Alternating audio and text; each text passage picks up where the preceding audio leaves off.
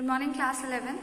So recently what we have studied till here, हम लोगों ने अभी लास्ट क्लास में हम लोगों ने थ्योरीज ऑफ एसिड बेस पढ़ा था। एसिड बेस कॉन्सेप्ट्स पर लुईस की, आर्हेनियस की एंड ब्रॉन्स्टेड की थ्योरीज हम लोगों ने पढ़ ली थी। अभी आज जो है इस चैप्टर का बाकी के पार्ट की तरफ फोकस करते हैं। थोड़ा सा पार्ट हमारे चैप्टर का बचा है बस अब, ठीक।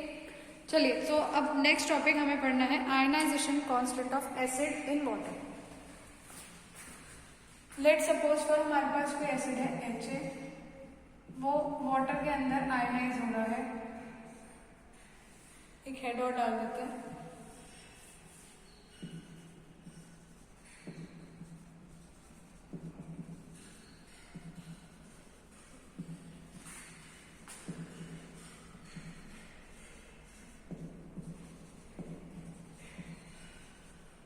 Ionization constant of acid in water, ठीक। सो अभी लेट हमारे पास कोई एसिड है HA, उसको हम वाटर में आयनाइज करते हैं। So we will get what H3O positive. देखो ये HA एसिड है। एसिड कौन होता है? तो H प्लस आयन डोनर होता है। H प्लस आयन डोनर करके डोनेट करके उसने क्या बना दिया? Cl negative. H2O किसकी तरह बिहेव करेगा? बेस की तरह। ये H प्लस आयन एक्सेप्ट करेगा। सही, यहाँ तक बात क्लियर है। अब आयनाइजेशन कांस्टेंट होता है, इसको हम डिनोट करते हैं Ka। बिल्कुल इक्विलिब्रियम कांस्टेंट जैसा ही है, बस यहाँ पर A सबस्क्रिप्ट हमको क्या दिखा रहा है कि एसिड के लिए बात कर रहे हैं, ठीक है। Ionization constant will be Ka। कैसे निकालोगे? Concentration of product upon concentration of reactant करके। तो concentration of product will be what H3O positive into concentration of Cl negative upon concentration of HA। Water को हम इग्नोर करेंगे क्योंकि water क्या होगा? मीडियम है, बहुत ज्यादा अमाउंट में प्रेजेंट होगा। तो यहाँ से निकल गई हमारी Ka की वैल्यू। इसको हम कहते हैं dissociate ionization constant of acid, ठीक। चलिए, यहाँ तक बात समझ आ गई। अब अगर मुझे H3O का कंसेंट्रेशन निकालना हो तो हमें ये पता है initially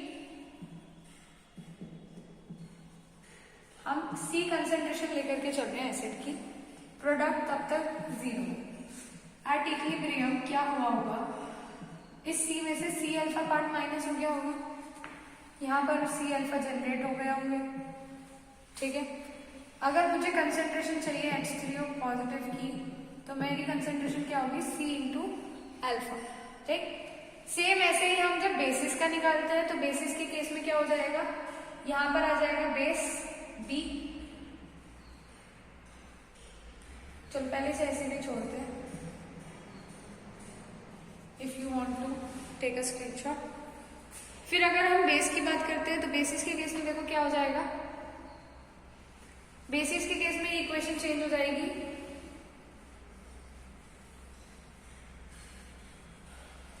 the equation will become B base, और बेस क्या करेगा? H प्लस आयन एक्सेप्ट करेगा, एसिड क्या करेगा? H प्लस आयन डोनेट करेगा। तो we will get BH plus और OH नेगेटिव, ठीक है। ये मिल जाएगा हमको। तो यहाँ पर अगर मुझे कंसंट्रेशन ऑफ OH नेगेटिव निकालनी है तो वो कितनी होगी? C alpha. और Kb क्या होगा? Dissociation constant of base, which will be equal to concentration of product upon concentration of reactant, which will be, ठीक है। अभी यहाँ पर H2O को हम यहाँ पर भी नेग्लेक्ट कर देंगे, तो ये हमारा Kb की वैल्यू निकल गई, ये हमारा कंसंट्रेशन ऑफ OH निकल गया कि हम कैसे निकालेंगे, ठीक। नेक्स्ट आता है ionic product of water.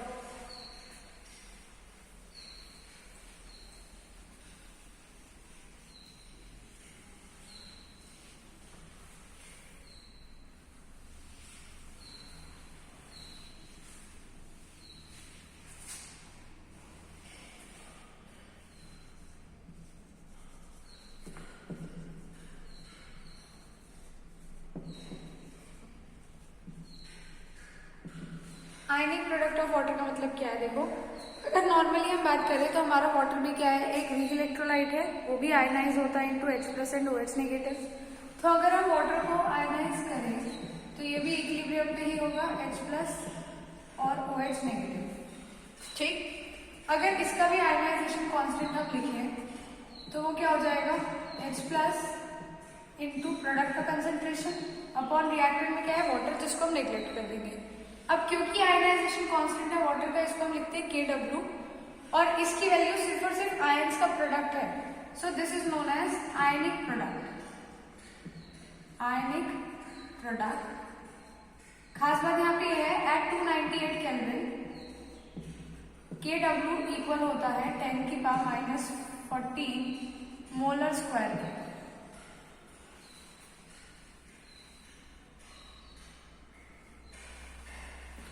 KW is equal to 10⁻⁻14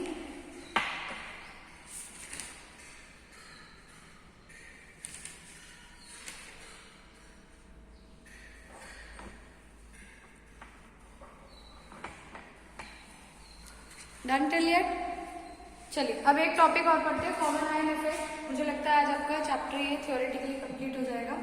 कल से हम करेंगे, अभी कुछ दिन, 2-3 दिन या जितने भी, हम करेंगे न्यूमेरिकल्स।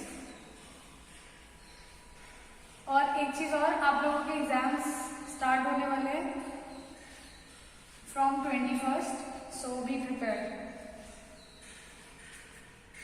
या next is common ion effect.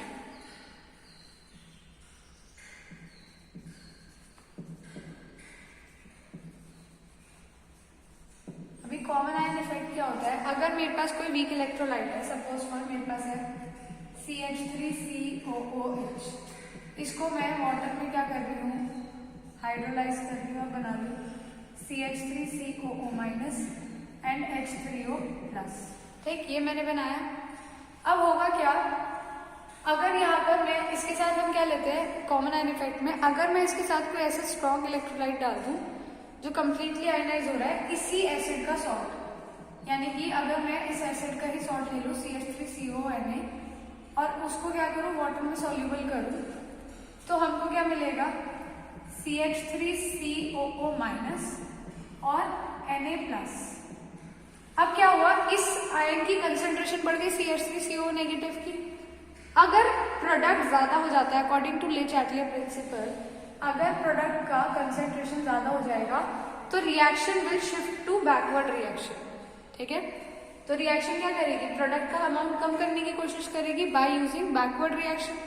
अभी बैकवर्ड रिएक्शन होगी तो CH3COH बनेगा, मतलब जो आयनाइजेशन है वो क्या हो जाएगी, सस्पेंड हो जाएगी due to common ion effect. Okay, so this was your common ion effect. चलिए नेक्स्ट टॉपिक पढ़ते हैं। Next is pH. ये हमारे चैप्टर का लास्ट पार्ट है, पीएच। ठीक, पीएच क्या होता है, pH is negative logarithm of concentration of H+ ion. PH हम किसी की भी निकाल सकते हैं, हम पीएच निकाल सकते हैं, हम POH निकाल सकते हैं, हम pKa निकाल सकते हैं, हम pKb निकाल सकते हैं। सबका तरीका सेम है, हमें सिर्फ और सिर्फ क्या करना है, pH is equals to minus का log concentration of H+ ions. अगर मुझे POH निकालना है तो what I will do, minus का log concentration of OH- ion. ठीक, अगर मुझे pKa pKb निकालना है तो भी सो ऑन यही फॉर्मूला होगा, बस कंसेंट्रेशन की जगह Ka और Kb आ जाएंगे। ठीक है, सेम यही फॉर्मूला है सबके लिए। ठीक, तो पीएच का फॉर्मूला क्या हुआ, माइनस का log concentration of H+ ion और concentration of OH negative ions. ठीक, सो यहाँ से अब तक हमारा चैप्टर जो है अब हो गया है complete. Theoretically we have completed our equilibrium chapter. Now what we gonna do is, हम लोग थोड़ा सा न्यूमेरिकल पार्ट जो है यहाँ पर वीडियोस के थ्रू हम लोग करेंगे। ठीक है, जैसे आपको काफी सारे क्वेश्चंस में प्रॉब्लम होती है, तो कुछ अच्छे अच्छे क्वेश्चंस जो थोड़े डिफिकल्ट हैं उन्हें पिक करके उनको 2-3 दिन हम उन्हीं की वीडियोस में डालूंगी, सो दैट आपको न्यूमेरिकली आप स्ट्रांग हो जाओ। तो आप खुद से भी प्रैक्टिस करो न्यूमेरिकल्स की, प्लस जो यहाँ पर मैं कराऊंगी तो उससे आपके कॉन्सेप्ट्स और ज्यादा रिच हो जाएंगे। ठीक है, और थियोरेटिकली मैं अभी प्लेलिस्ट फॉर्म कर दूंगी आपके इक्विलिब्रियम की, तो उस प्लेलिस्ट के थ्रू आप सारे वीडियोस साइमल्टेनियसली देख सकते हो। एक क्विक रिवीजन हो जाएगा आप लोगों का, अगर आप वीडियोस को थ्रू पढ़ने की कोशिश करेंगे तो आपको अच्छा रिवीजन हो जाएगा। ठीक, अभी के लिए इसका स्क्रीनशॉट लेना हो तो ले सकते हैं आप। अच्छा हाँ, एक चीज और, मैंने जो लॉग वाला वीडियो डाला था प्लीज उसको देख लेना। देखो आप देख सकते हो यहाँ पर भी लॉग वैल्यू निकालने की जरूरत पड़ेगी हमको। ठीक है। तो लॉग वैल्यू कैलकुलेट करनी बहुत अच्छे से आनी चाहिए। थर्मो में भी यूज हुआ है, इक्विलिब्रियम में भी यूज हुआ है, तो लॉग वैल्यू आनी चाहिए। चलिए अब मिलते हैं नेक्स्ट क्लास में। Have a nice day.